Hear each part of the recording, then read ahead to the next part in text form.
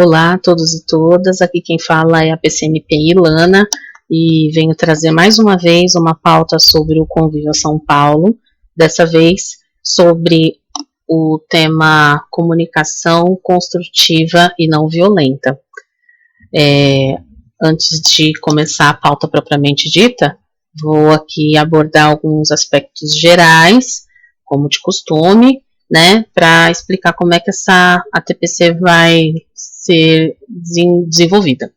Então, o tempo dessa ATPC equivale a duas pautas, né, 2 momentos de ATPC da diretoria de ensino, lembrando que estamos na semana A, então a diretoria tem 2 pautas para serem desenvolvidas pela unidade, e é uma pauta autoinstrucional, então não há necessidade de ser direcionada pelo PC, pelo contrário. É um momento também de estudo para o mesmo. Então, totalizam 90 minutos de dedicação para esse estudo. O meu vídeo tem a intenção de abordar, então, esses aspectos gerais, mas existem vídeos complementares e textos para serem lidos, então eles podem ser retomados em outros momentos, não necessariamente exclusivamente durante a ATPC. Além disso, os materiais que eu vou expor aqui na minha fala são produzidos parte pela EFAP, parte pela própria equipe do Conviva e também pelo grupo de estudos de pesquisa e educação moral, o GPEM, que vem trazendo para a gente aí alguns procedimentos e protocolos. Também temos algumas contribuições do Instituto Ayrton Senna, e outras referências foram incorporadas porque eu achei que poderiam elucidar melhor o que a gente quer transmitir aí para vocês, tá? A gente tem um vídeo do Conexão Solidária que vem na sequência, eu não vou abrir aqui, mas vai ficar aí disponível para vocês. Aqui a gente está mostrando 16, mas na verdade a gente vai estar finalizando o Conexão nesse ano de 2020, com a contribuição dos professores de educação física, com uma homenagem a esses profissionais, então vale a pena vocês assistirem a última edição do Movimente-se Conexão Solidária da Diretoria Leste 1. Então, além disso, nós vamos trabalhar com a perspectiva desse vídeo, que vai fazer um resumo do material que vem a seguir. Então, a ideia é que vocês assistam esse vídeo, mas que façam o passo a passo diretamente na apresentação. Detalhe importante é que, para uma melhor experiência, porque os links são animados, são interativos, é interessante que vocês assistam como está aparecendo aqui, em modo de apresentação, e não daquele jeito que geralmente costumamos fazer com as miniaturas na lateral. Porque as animações, elas só vão aparecer se a gente colocar em modo de apresentação, tá bom? É apenas uma questão estética. Nessa parte aqui, eu não coloquei o tempo total desse vídeo, então essa tela que vocês estão vendo, acesso ao vídeo clicando no banner, vai ser esse vídeo aqui que eu estou falando, estou produzindo no momento. Então, como eu ainda não sei quanto tempo ele vai durar, não aparece embaixo, aqui nessa parte aqui de baixo, tempo estimado, tempo de duração total ou estimado. Mas assim que eu terminar de fazer esse vídeo e fazer a edição, eu vou colocar aqui, então na pauta que vocês receberem vai ter o tempo total do vídeo. E aí, começamos, enfim, a falar sobre o tema dessa ATPC, que é comunicação construtiva. Então, retomando pela enésima vez aí, a junção desses vários atores aí que interagem com a construção do Conviva. Nós temos a Secretaria da Educação, o GPEM, como eu falei anteriormente, que é o Grupo de Estudos e Pesquisa em Educação Moral da Unifesp. Nós temos o Núcleo Pedagógico da Diretoria Leste 1, que eu represento. Nós temos a Diretoria Leste 1, que a Supervisora Vera representa. O Escola Mais Segura, que faz parte das ações da Secretaria. E todas elas conversando com a ideia de uma melhor convivência, com uma corresponsabilidade e medidas de segurança para todos. E aí, para começarmos, então, a falar sobre comunicação, a gente vai fazer uma retomada da comunicação e os processos de humanização. Por que não são processos de socialização? Porque o humano precede o social. Nós somos seres sociais, porém, nós nos tornamos um grupo a partir do momento que humanizados estamos. Não é civilizado, é humanizado, entendendo a humanidade, a finitude do ser humano e a necessidade de manutenção dentro de um determinado grupo e espécie. Então, vamos lá para a origem da palavra, né? Logos significa palavra. Para quem tiver interesse, eu coloquei um link aqui, é só clicar que vai abrir a etimologia da palavra conforme o dicionário. E pegando, então, essa ideia de comunicação como um processo de construção humana, eu vou pegar, então, aí emprestadas as ideias de alguns autores, de alguns teóricos, de alguns filósofos, a começar por Aristóteles. Então ele diz que o homem é um animal político. Por isso, entre outras coisas, ele é dotado de linguagem. E essa é uma capacidade de expressar sensações, sentimentos e valores, que vai tornar esse indivíduo, então, um ser humano dentro de uma vida social.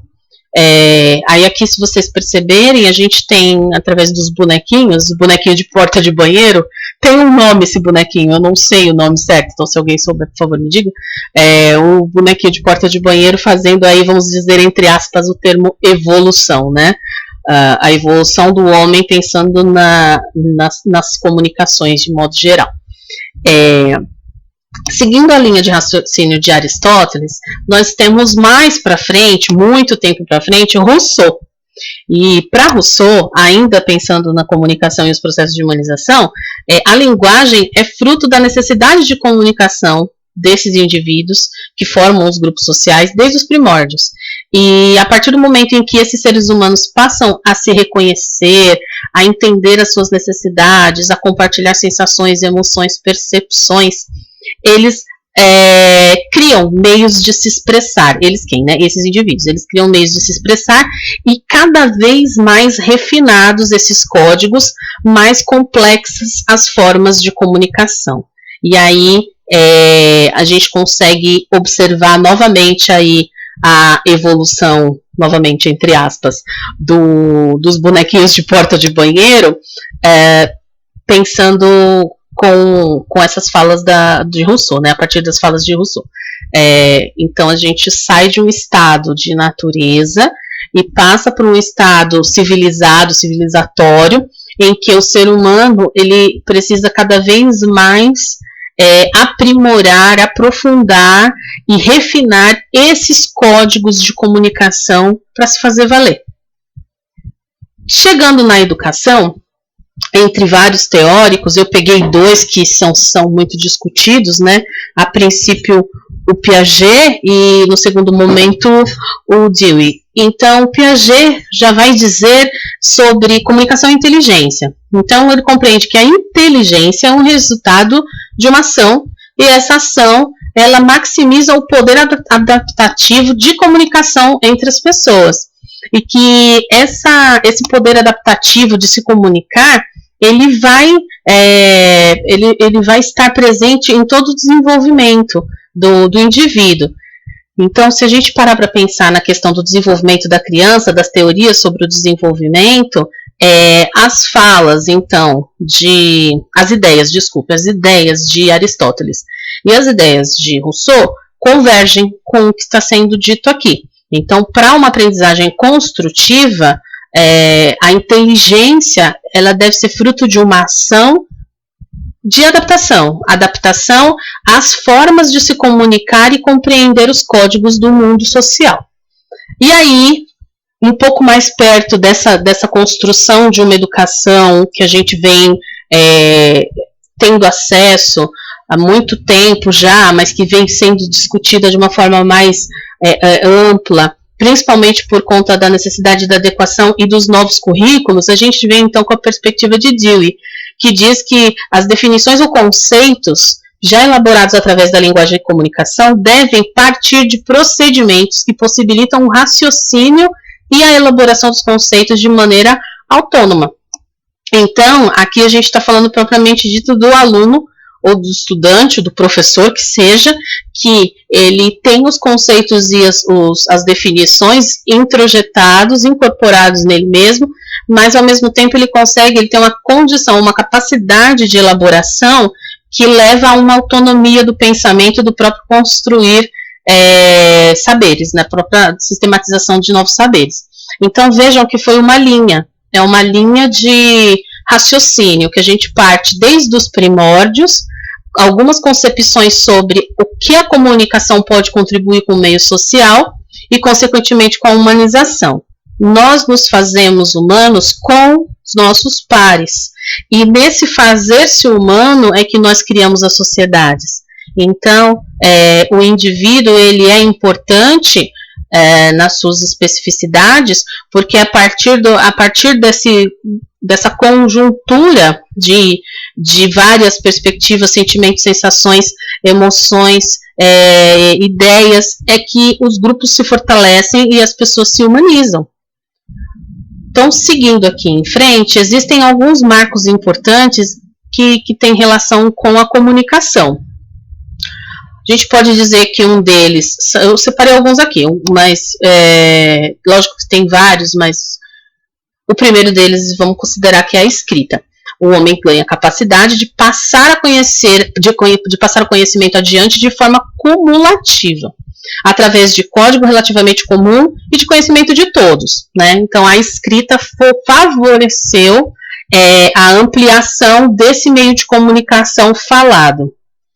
Depois a gente tem a prensa, né? A criação da prensa móvel, que já é um passo à frente. Além do homem registrar, ter essa possibilidade de acumular conhecimento através do registro, ele também tem uma condição de disseminar em massa aquilo que foi registrado, que a história conseguiu fazer o seu registro e que passa de geração para geração. E de uma forma muito mais rápida do que deixar simplesmente numa pedra rudimentar, né? Além disso, nós temos aí o advento da fotografia, que a fotografia ela é ainda mais avançada no sentido da comunicação, da qualidade da comunicação, porque além de você conseguir registrar o momento, além de você conseguir disseminar o que acontece nesse momento através da prensa, agora você também tem condição de captar o instante. Então essa captação da imagem real, do registro fotográfico, traz uma riqueza de detalhes e uma mudança na perspectiva e na concepção de mundo desses indivíduos. Então é uma mudança radical no próprio desenvolvimento humano. E aí a gente tem a era digital, que vem desde lá da escrita, prensa, fotografia, e para a era digital é aquele passo do passo, né? O passo à frente do passo à frente, que é a transformação da informação física para virtual, e é revolucionária por si só, porque ela se torna perpétua, né? A gente tem aí a rede de cabeamento, porém nós temos o advento da nuvem, né? Nada, não existe deletar da internet. Então essa forma de armazenamento de conhecimento e de disseminação de saberes de uma forma muito mais rápida e mais efetiva tem, lógico, seus prós e seus contras, mas com certeza é um dos marcos muito importantes em relação à comunicação. Então, tudo isso é uma introdução para a gente chegar, então, aqui no que nos interessa, que é comunicação não violenta e construtiva. Quando vocês chegarem nesse slide, vocês vão clicar no banner e ele vai abrir um vídeo no YouTube que vai explicar um pouquinho sobre a história da comunicação não violenta. É um vídeo realmente curto, mas ele elucida bem como é que se dá isso, e nós vamos discutir isso um pouquinho mais nos próximos slides. Então eu não vou abrir aqui o vídeo, não é essa a intenção, realmente vou deixar à disposição para que vocês possam acessar, e depois que vocês assistirem o vídeo, vocês retomam para a apresentação PowerPoint esse vídeo, tá bom? Eu vou continuar aqui. Então, lá no vídeo vocês vão ver que existem alguns princípios básicos para que uma comunicação seja construtiva. Então, entre eles, existe a transparência no processo de comunicação, a verdade implícita na mensagem que você está emitindo e o respeito mútuo que deve haver para uma comunicação ser assertiva. Então, além de construtiva, ela tem que ser assertiva, ela não pode ser destrutiva, com a única exclusiva finalidade de ferir ou machucar ou dizer o que o outro está afirmando. Então, pensando nesses 3 pontos, fica uma primeira reflexão. Até que ponto, nos nossos processos de comunicação, nós somos transparentes, verdadeiros e respeitosos? Principalmente quando nós estamos falando com aluno. Até que ponto nós conseguimos ser transparentes, verdadeiros, com a finalidade de fazer uma AP? Por exemplo, por que eu tenho que fazer AP, professora? O que você responde para o aluno quando ele pergunta, mas por que eu tenho que fazer AP? Fica aí uma reflexão, né?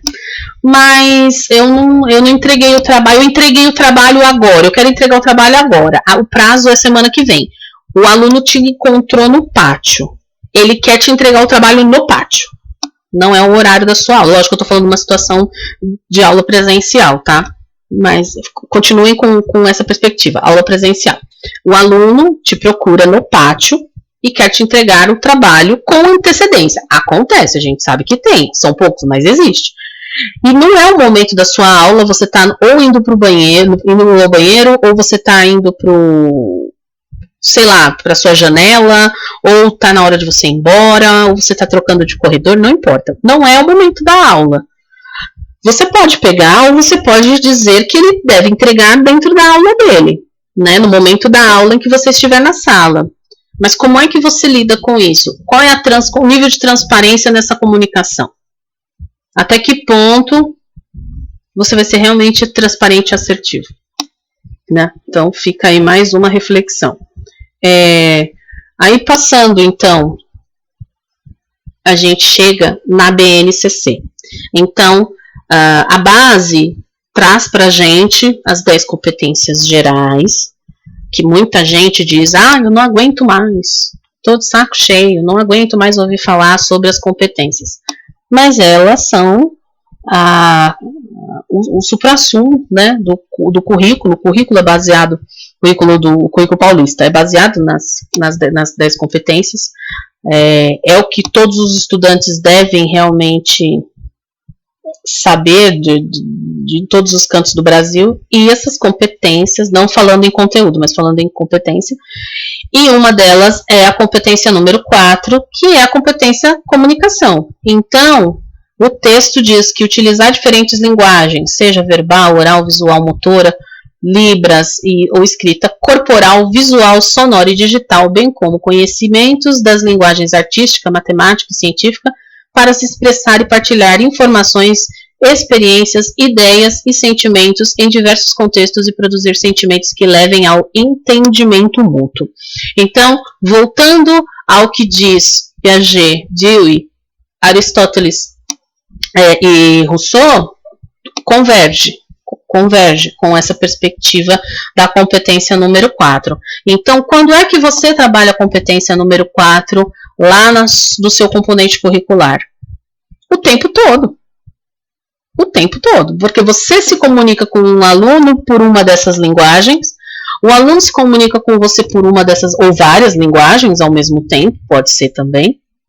Você tem a intenção de compartilhar ideias, informações ou expressões, experiências, o aluno devolve isso para você também na mesma medida, então não dá para dizer que as competências são trabalhadas de forma individual, elas são elas se misturam o tempo todo e não se fecham nelas mesmas, elas interagem, são circulares. Por isso que esse desenho aí que está no meio, ele mostra esse, meio que não sei, um rodamuinho, não sei dizer direito, né, do que é, mas esse circo é circular, ele vai e vem, entra dentro de uma que passa para outra. Então não está nada isolado, é tudo fazendo parte de uma coisa só. Então, recapitulando. Partindo da história da comunicação, a gente sabe que existiram alguns marcos importantes para que a comunicação entre os humanos acontecessem. E que os humanos se humanizam cada vez mais dentro dos seus grupos sociais a partir dos meios de comunicação que eles mesmos criaram. As formas de interpretação da realidade, as percepções e emoções são traduzidas através de códigos. Códigos que não necessariamente são falados, podem ser fruto de outras definições de comunicação. E a educação deve priorizar uma comunicação assertiva, construtiva, para facilitar justamente esse processo ensino-aprendizagem. E aí, pensando em ensino-aprendizagem, nós estamos falando de um processo que tem 2 pontos. Um lado é o professor, o outro lado é o estudante. Ensino é o professor, aprendizagem é o estudante. Gestão de ensino, quem faz é o professor. Gestão da aprendizagem parte do aluno. Então, uma relação ensino-aprendizagem é aquela que tem um equilíbrio entre o ato de ensinar e o de aprender, em que as duas partes convergem no sentido de a transmissão da informação e mensagem que eu passo à frente, ela é receptada, ela é compreendida, ela é decodificada, ela é compreendida e ela é devolvida dentro de um escopo de sentidos. Não sei se estou me fazendo clara, mas eu vou continuar e acho que estou. Vamos lá. Bom, aí nós começamos a sessão de estudo. Nessa sessão de estudo, vocês vão ter, de um lado, o texto da nova escola, comunicação construtiva entre professor e aluno, que vai falar exatamente disso que eu comentei. Vocês vão clicar em cima desse texto grifado, que vai abrir o link do texto. E aqui do lado tem um vídeo que vai falar sobre os obstáculos da comunicação entre professor e aluno.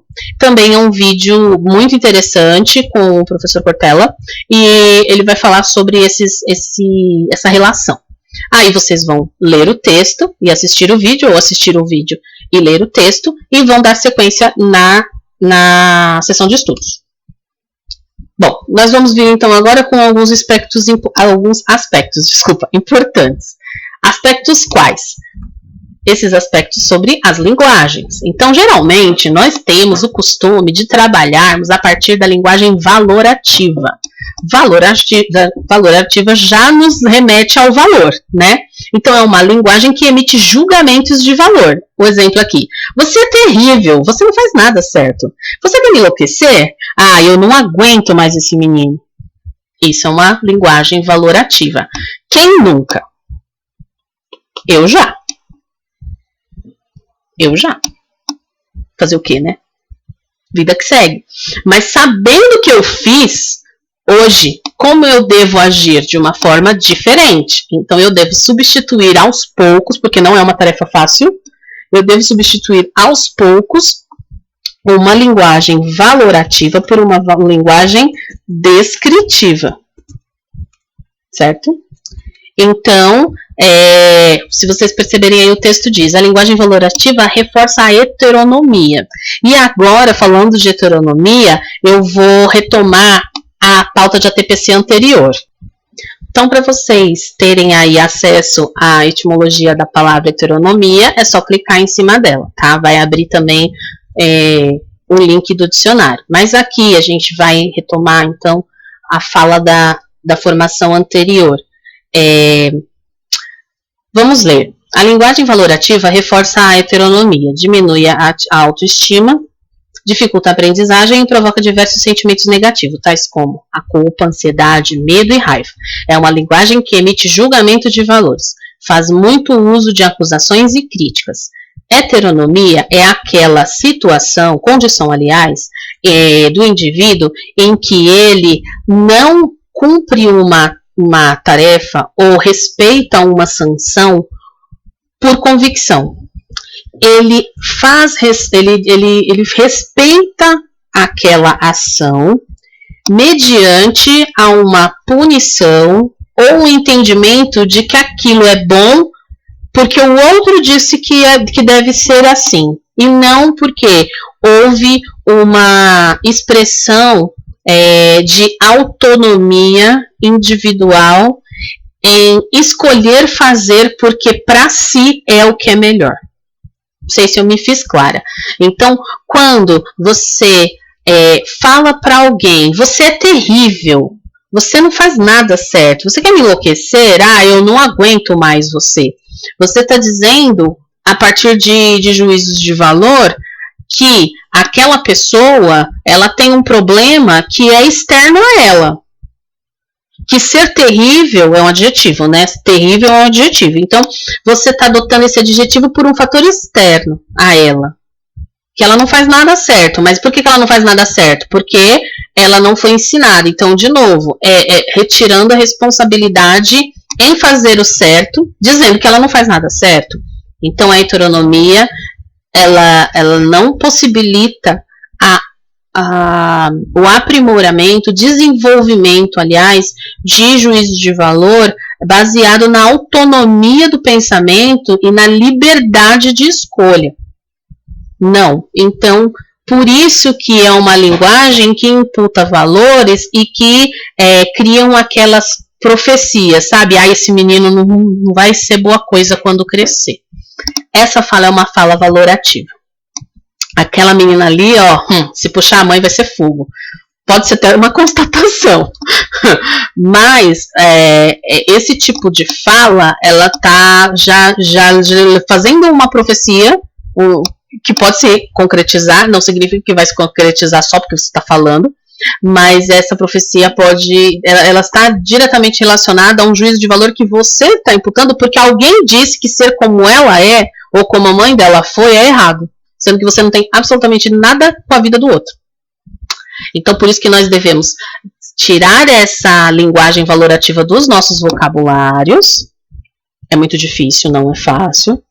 E deixarmos esses tipos de exemplos aqui em segundo plano. As ameaças. Se você não fizer tal coisa, você não vai passear. Ou você não vai para a quadra. Ou você não vai... sei lá, alguma coisa, eu vou chamar sua mãe, sabe? Não é assim que você vai gerar um sentimento de eu tenho liberdade para escolher o que eu quero fazer e eu escolho não fazer isso não porque a minha mãe vai vir aqui ou porque eu não vou passear, mas porque não tá certo. Promessas, se você ficar boazinha, a gente vai lá no McDonald's comprar uma casquinha. Sei lá, quando a criança pequena convence, né? Se bem que se alguém me oferecer uma casquinha ultimamente, eu acho que eu também tô aceitando. Né? Aí eu vou usar da minha heteronomia e não da minha autonomia. Lição de moral. Lição de moral é péssima também. Porque ela mostra que o outro erra porque ele não segue a sua moral, ou a moral que você considera ideal. Então, é aquela ideia mais ou menos assim. Viu só? Quem com ferro fere, com ferro será ferido. Vira sabe? Tá vendo? Não escutou o que eu disse, deu no que deu. Agora não adianta chorar, né? Ou então, agora, quem sabe, depois que você passou por tudo isso, quem sabe você aprende. Esse tipo de fala, sabe? Não é bacana. Outra coisa, ordens ou insultos.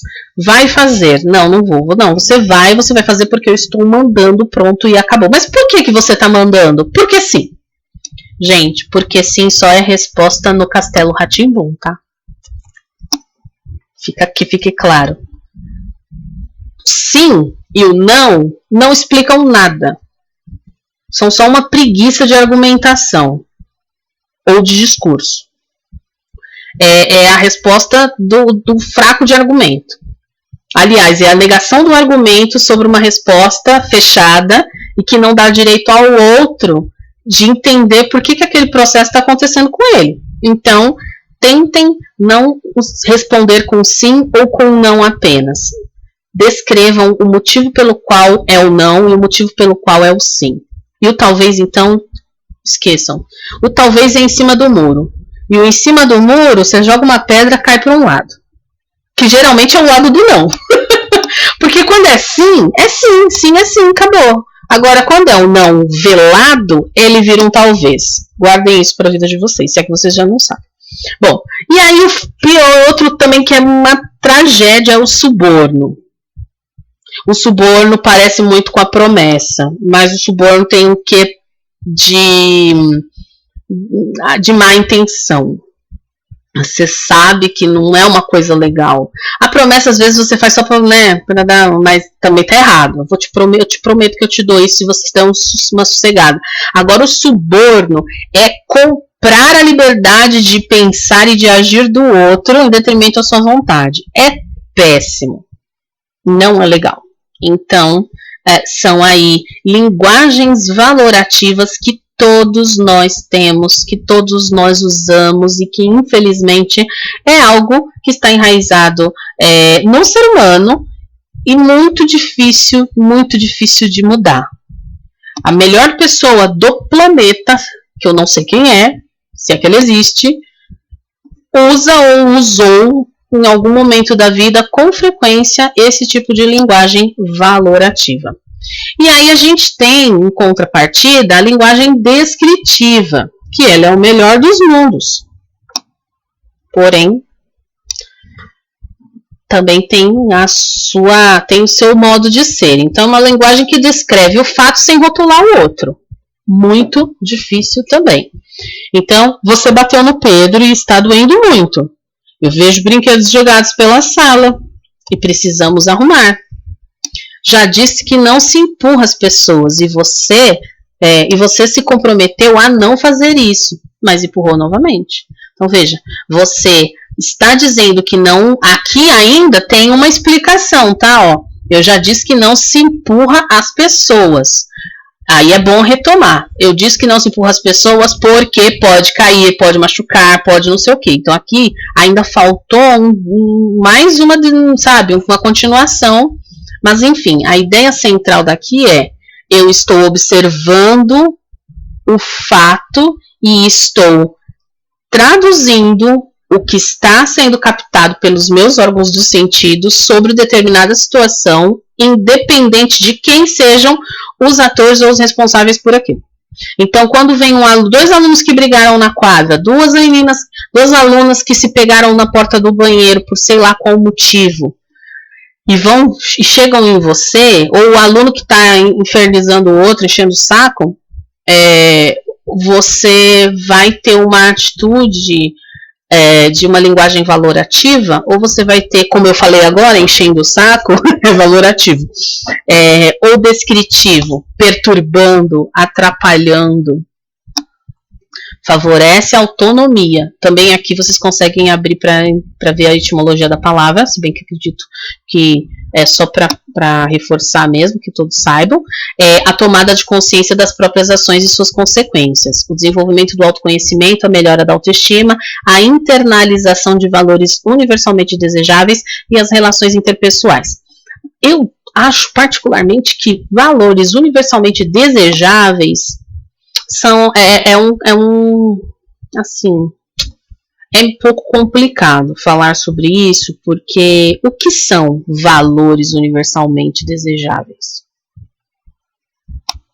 A vida é um valor? O amor é um valor? Não, o amor é um sentimento, né? Que cada um sente de um jeito e ninguém consegue colocar qual é a medida. Né? Já diz a música, a medida do amor é amar sem medida. Então não sei se o amor entraria como um valor universal. A paz é um valor? Ou a paz também é um sentimento? A dignidade é um valor?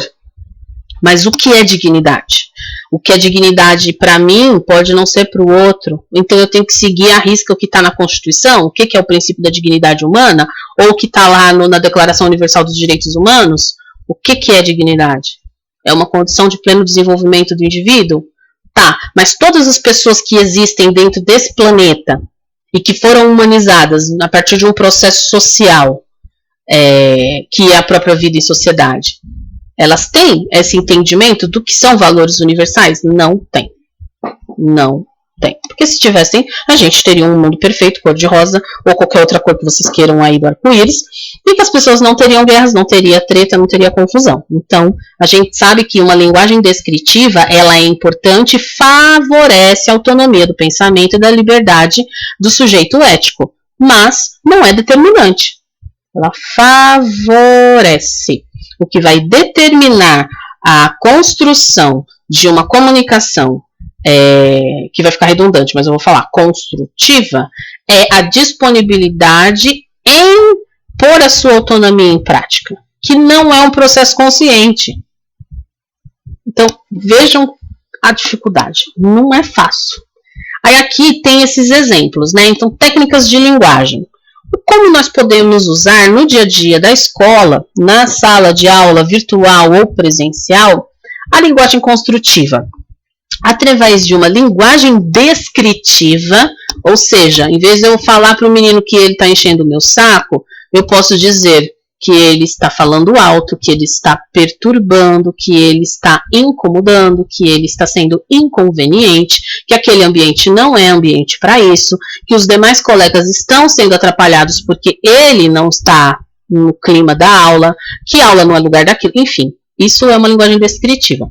Agora, uma linguagem valorativa, aqui já acaba com todo o trabalho. Uma escutativa. Chamar o aluno, vem cá. Não vou. Não, vem cá, rapidinho, vem aqui. Senta aqui, vamos conversar. O que está acontecendo com você? Por que é que você está agindo assim? Existe alguma coisa que a gente possa fazer para você se sentir diferente? Veja, não é se sentir melhor, é se sentir diferente. Porque você não sabe se ele está se sentindo bem. Você não perguntou. Certo? Linguagem não verbal. Gente, o corpo fala. O corpo fala o tempo todo. É uma sobrancelha levantada, é mordendo o lábio, é torcendo o nariz, sei lá, nem sei, coçando o bigode, numa pose assim com a mão na cintura, é com o peito estufado, ou é com as costas curvadas. O corpo fala e as pessoas interpretam a forma como a gente age, como a gente se porta e principalmente o que elas enxergam de nós. Então, quando vocês tentarem colocar em prática técnicas de linguagem descritiva, vocês podem tentar começar pela linguagem não verbal. Porque quando você está receptivo à escuta ativa, a entender a mensagem que eu vou chegar nela daqui a pouco, geralmente o corpo tem que conversar com o que você está dizendo. Então, sabe, aquela união entre a fala e a ação, o que você fala tem que seguir uma linha reta, tem que ser congruente, é isso. É nesse sentido. Já a mensagem é aquilo que o outro está querendo passar nas entrelinhas daquilo que está sendo dito ou feito. Então, o aluno que fica lá no fundo da sala atrapalhando os demais, qual é a mensagem real que ele quer? Às vezes a mensagem real é essa mesmo, eu quero atrapalhar e pronto. Mas se você for com muita paciência, talvez você descubra que a necessidade desse aluno até mesmo seja uma alfabetização, porque ele está lá no ensino médio e ainda não é alfabetizado. Acontece. Sabemos, todos nós sabemos, que existem casos desse tipo. Aí alguém vai dizer assim, nossa, mas quer dizer que eu tenho que ser então uma Madre Teresa de Calcutá e ter paciência com um aluno que não quer saber de nada? Não. Não é isso. Quer dizer que você tem condição de fazer uma mediação, em alguns casos, não são todos, em que de repente uma coisa que vai parar lá na direção pode ser resolvida facilmente na sala de aula. Sem você se desgastar, sem você desgastar o outro, aliás, sem o outro se desgastar, né?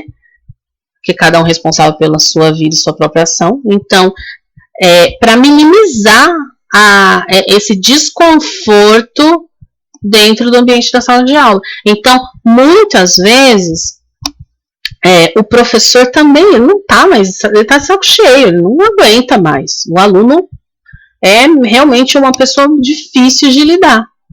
E aí, vejam o outro lado.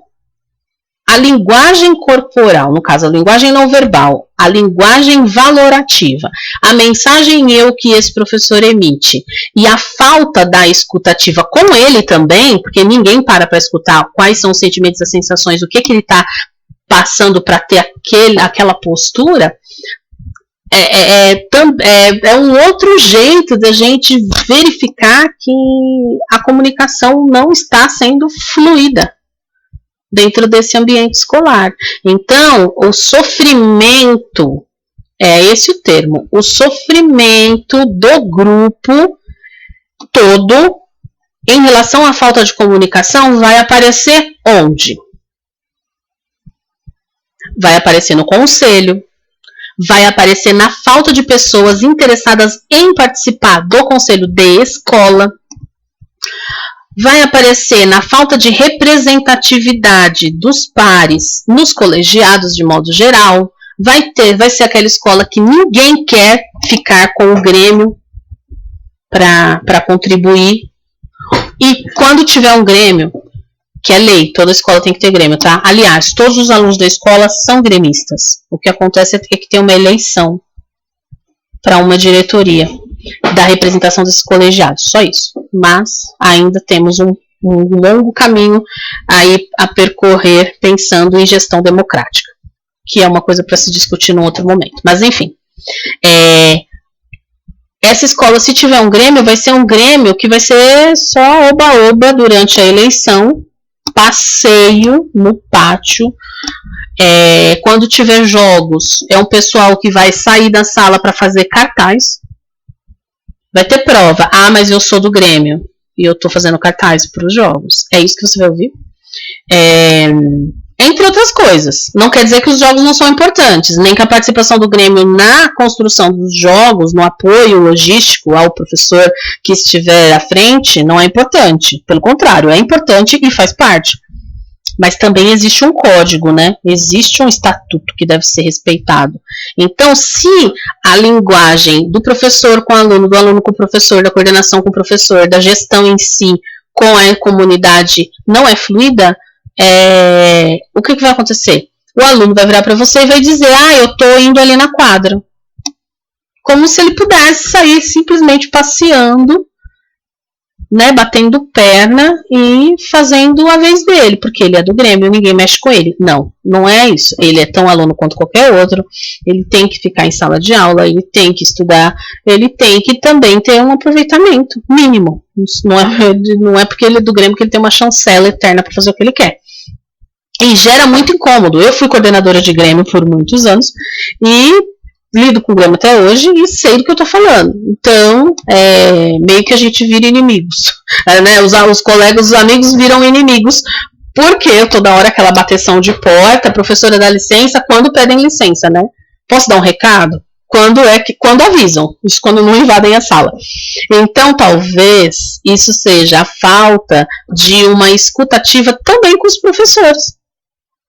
Porque com certeza o professor que se sente incomodado numa situação dessa, ele vai abrir a boca dele para falar que ele não gosta e vai dar uma sugestão, se ele tiver esse princípio aí na própria gestão de pessoas da escola. Uma linguagem descritiva que conversa com esse professor, mas dá direito dele falar também na perspectiva de uma escutativa, uma linguagem não violenta, uma linguagem que deixe a mensagem eu dele bem clara, não nas entrelinhas, uma linguagem não verbal assertiva, que ele se sinta acolhido.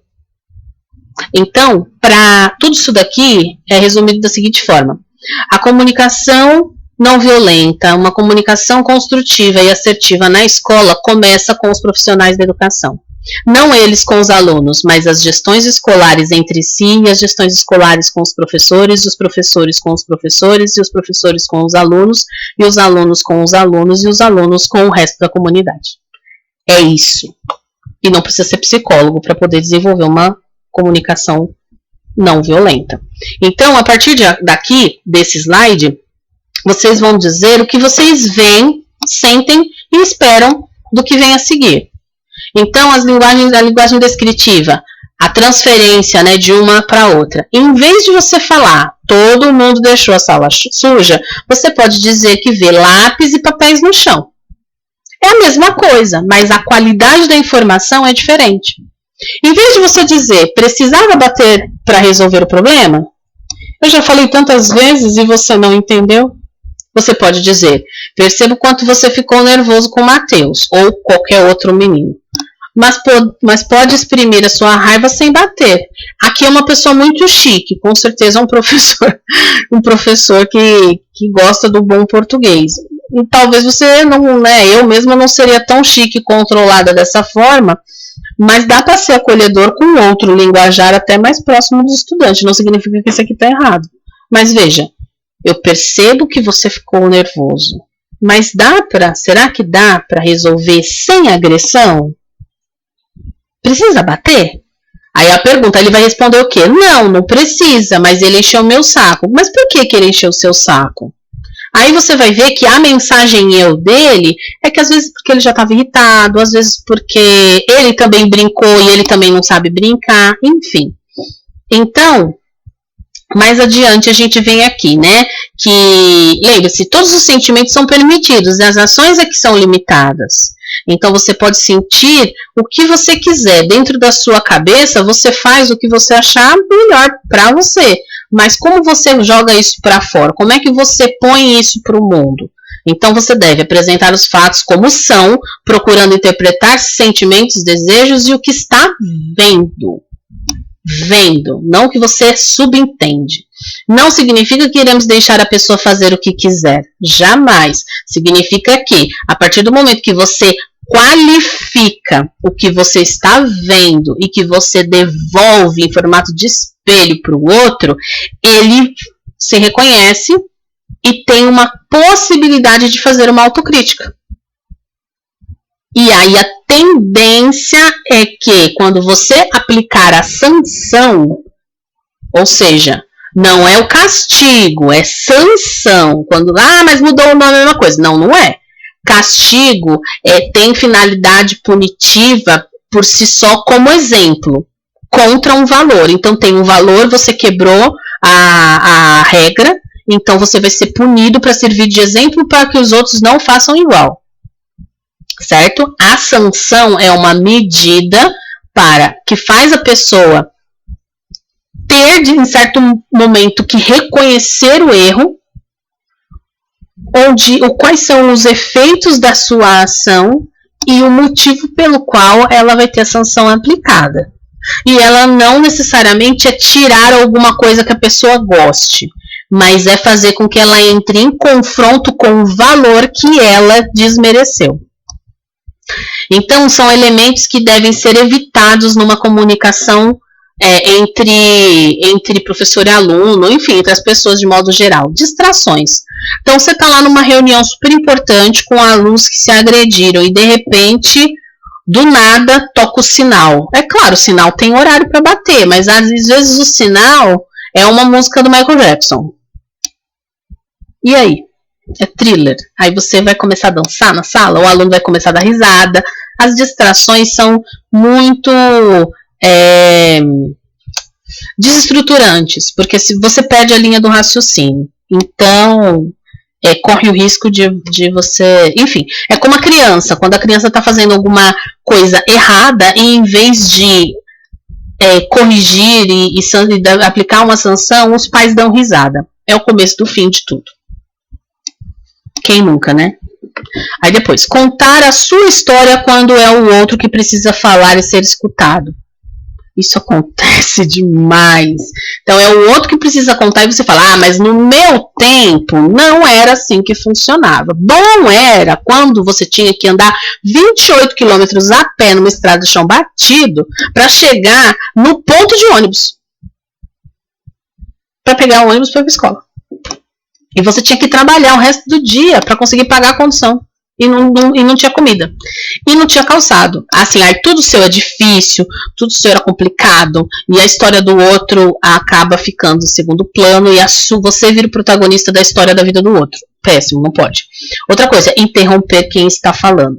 Quando uma pessoa está fazendo uma descrição da ação que ela fez, principalmente para a sanção de uma comunicação, dentro de um processo de comunicação construtiva, interromper a pessoa é dizer que o discurso dela não tem validade, não tem efetividade. Ele não você não está legitimando o discurso do outro. Vocês sabem que tem aquela técnica, né? Agora me fugiu o nome.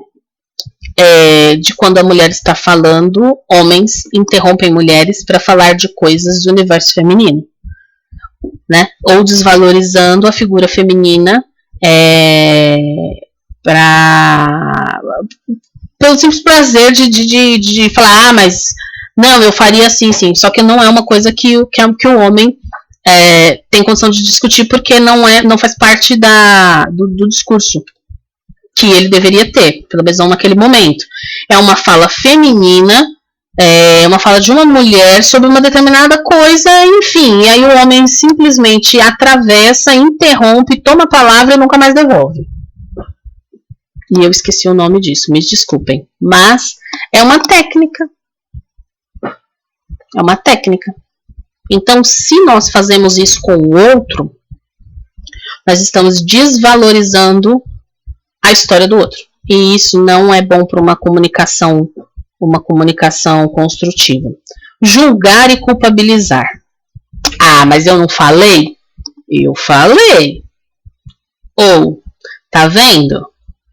Se tu não tivesse subido em cima daquele negócio, você não tinha caído, não tinha se arrebentado inteiro. Uma hora dessa a gente não estaria aqui de madrugada, no hospital, esperando por um atendimento, sei lá Deus que horas vai acontecer. Ou então, mais próximo ainda da nossa realidade atual. Se você tivesse ficado em casa, protegido, né, e não tivesse ido no baile funk, não sei aonde, viajado para sei lá que lugar, você não estaria com Covid, né? Não estaria com Covid, mesmo assintomático, de quarentena em casa, isolado, e o resto da família inteira isolada também. Por mais que você esteja com a razão, não se deve ter esse tipo de comunicação. Menosprezar o que está, menosprezar o que o outro está sentindo ou contra seus sentimentos. Isso acontece muito quando há um caso de suicídio. E não se deve fazer isso. E é só isso que eu vou falar, porque o exemplo já é autoexplicativo. Síndrome do esperto. Já ter as respostas para o que o outro está falando, mesmo que este nem tenha chegado na metade. Eu já sei de tudo, nem precisa terminar. Eu sei bem do que você está falando. Olha, e assim, já vou te dar minha opinião, tá? Apesar que você não pediu, eu vou dar do mesmo jeito. Não, vamos evitar.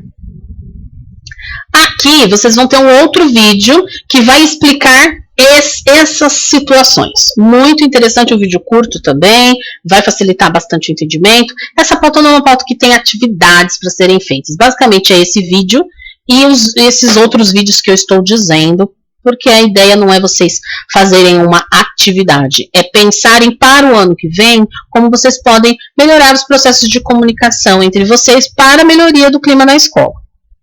Então, a gente vai exercitar um pouco o que acabamos de... Aqui está falando a palavra aprender, mas na verdade não é bem aprender, né? É o que a gente acabou de ver, de exercitar, porque já começamos a exercitar, que a gente refletiu. Então, a partir dos conceitos, dos vídeos, esses vídeos todos que eu falei, e das reflexões que fizemos, porque eu fiz as minhas aqui, estou passando para vocês, e aí vocês vão ter as de vocês aí, considere dizer o que vê, o que sente, o que espera a partir das frases que virão. Vamos transformar estas frases utilizando a linguagem construtiva. Se você não cuspir o chiclete agora mesmo, abra sua boca e tiro à força. Onde já se viu mascar chiclete dentro da sala de aula? Aí vem. Que linguagem é essa? É uma ameaça? É um suborno? Uma promessa? Ou uma ordem insulto? Depois que classificar, como vamos falar, né? Essa mesma frase, só que transformada em uma linguagem descritiva. Não precisa anotar, não precisa responder isso em nenhum formulário online, basta refletir. Reflitam aí. Como dá para transformar essa frase em uma linguagem descritiva? Vou passar para a próxima. Depois vocês voltam e vai estar no PPT também. Você ainda não jogou o lixo lá fora? O que está esperando? Vai rápido. Não temos o tempo todo do mundo. A aula já acabou. E olha só essa bagunça. Eu não sei. Eu acho que o seu quarto deve ser uma bagunça. Olha, eu já escutei isso aqui falando assim. Seu quarto deve ser uma nojeira. Quem nunca ouviu, não é verdade? Então, que tipo de linguagem é essa? Essa daqui é uma ameaça, é um suborno, é uma promessa, uma ordem ou é um insulto? Dá para transformar isso em uma linguagem descritiva? Se sim, como? Pensem aí vocês. Mais uma vez, não precisa anotar em lugar nenhum, não. Não é essa a intenção. É para refletir mesmo. E agora? Você acha bonito bater numa pessoa? Parece que você ainda não percebeu que estamos numa escola e aqui não se bate em ninguém. O que é com você? Faltou as aulas de boa educação? Quando quiser alguma coisa do seu amigo, procure respeitar e falar com ele sem bater. Não faça aos outros o que você não quer que façam a você. Termina com ainda. Que linguagem é essa? É uma ameaça, é um suborno, é uma promessa ou é uma ordem e insulto? Dá para transformar tudo isso em uma linguagem descritiva? Parem para pensar. Quantas vezes a gente falou desse jeito, né? Eu mesma falei várias vezes. E não é legal. Mas, né? Fazer o quê? A gente não nasce sabendo de tudo. Mas a partir do momento que nós temos acesso à informação e a um jeito diferente de nos comunicarmos, por que não tentar, não é mesmo? Então, para a gente fechar esse ciclo, nós vimos, então, alguns exemplos de comunicação assertiva e não violenta. A não violenta seria a linguagem descritiva e assertiva, né? E a valorativa seria, então, uma linguagem mais violenta, que pode favorecer a convivência, consequentemente, a aprendizagem. Porque se o aluno se sente mais querido, se ele se sente mais acolhido, se ele se sente mais seguro para falar com o professor, veja, seguro não quer dizer íntimo, quer dizer seguro, porque ele não vai ser maltratado, ele não vai ser ofendido, ele não vai ser humilhado porque ele está fazendo uma pergunta. E claro, eu estou falando do aluno interessado e engajado, não estou falando de outros tipos. E a mesma coisa acontece com o professor. Se o professor se sente pertencente ao grupo escolar, ele se sente acolhido pela gestão, ele se sente parte desse grupo de professores, a comunicação entre o grupo vai ficar mais fluida e, consequentemente, o projeto da escola vai conseguir ser desenvolvido de uma forma melhor. Então, o que foi trabalhado não gera um produto final físico, mas uma provocação para nós atuarmos de maneira diferente, de um jeito que seja racional, mas ao mesmo tempo metodológico. Porque esse jeito aqui de olhar para o problema e tentar traduzir ele para uma outra linguagem é um método. E ele está racionalizando o processo de comunicação. Então, aqui, essa provocação final. Como estamos nos comunicando com os nossos alunos? E mais, com nós mesmos. Com as pessoas da nossa convivência. Nós estamos conseguindo fazer mais linguagem construtiva ou linguagem valorativa? Respondam aí entre vocês. Então, para resumir tudo, ao longo desses meses, foi possível refletirmos sobre vários assuntos, muitos aspectos que impactam diretamente nas relações entre as pessoas dentro da escola. Mas no dia a dia é que a gente consegue perceber como é que isso acontece na prática, né? Como é que as pessoas se fazem entender, como elas lidam com as emoções, com os sentimentos, porque a escola não é lugar apenas de aprendizado de currículo, é um lugar de vivências.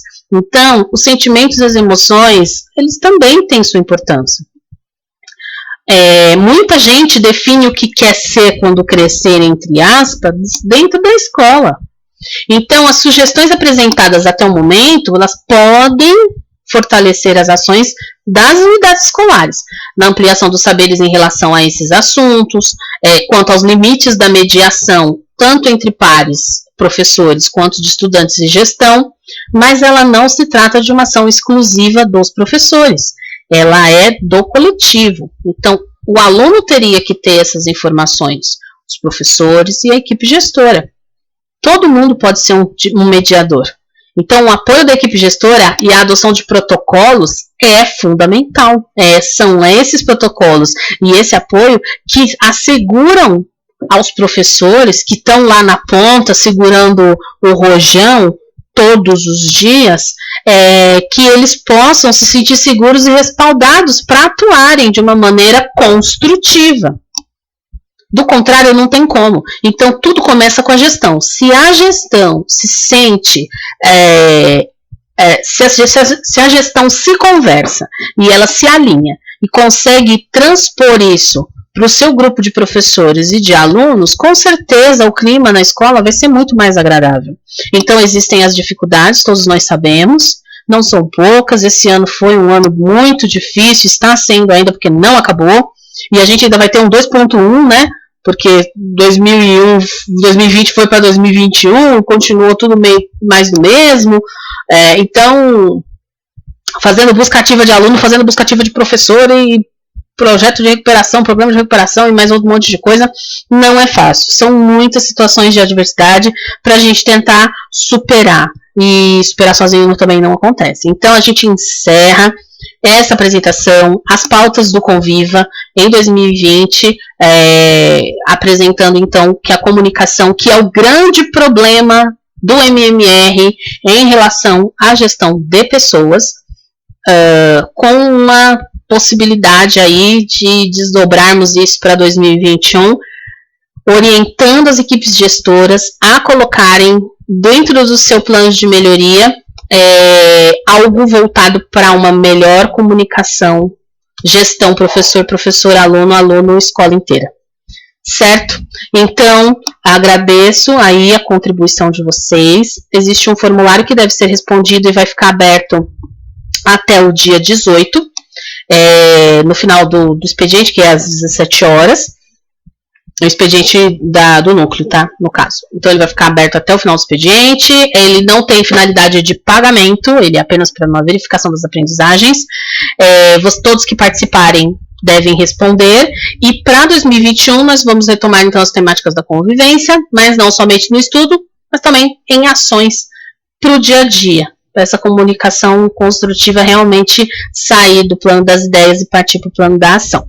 Então, alguns protocolos estão sendo realizados, a equipe de professores mediadores vai passar por uma mudança, porque vai sair uma resolução, talvez quando essa pauta for para a escola, a resolução nova já tenha saído, inclusive, já foi até divulgada pelo secretário executivo da Educação, Haroldo Rocha, que há uma mudança bem importante na mediação escolar, e que isso vai dar um respiro para essas situações mesmo de conflito dentro do universo das unidades. Então, aqui fica a bibliografia disponível para vocês, para quem quiser buscar aí de onde as referências saem. E no finalzinho é que vem o formulário. Então, o formulário está nesse slide. E aqui no final é um agradecimento meu e da supervisora Vera. Aqui desse cantinho tem um coraçãozinho, cliquem aqui, tem uma mensagem de até breve. Então, é isso. Agradeço imensamente a atenção de todos. O resto do tempo da pauta são 90 minutos totais, né? Então, esse resto de tempo fica para vocês assistirem os vídeos e lerem os textos que estão linkados no PowerPoint. Muito obrigada a todos vocês. Acredito que esse ano não apresento mais pauta, então deixo aqui o meu abraço virtual a todos e todas. Quero agradecer as contribuições que venho recebendo a partir dos formulários de avaliação e principalmente a qualidade do trabalho que vocês vêm desenvolvendo. É muito bonito e dá uma sensação assim de, apesar dos pesares, de trabalho cumprido. Então, agradeço e espero ver vocês muito em breve. Um abraço e até mais.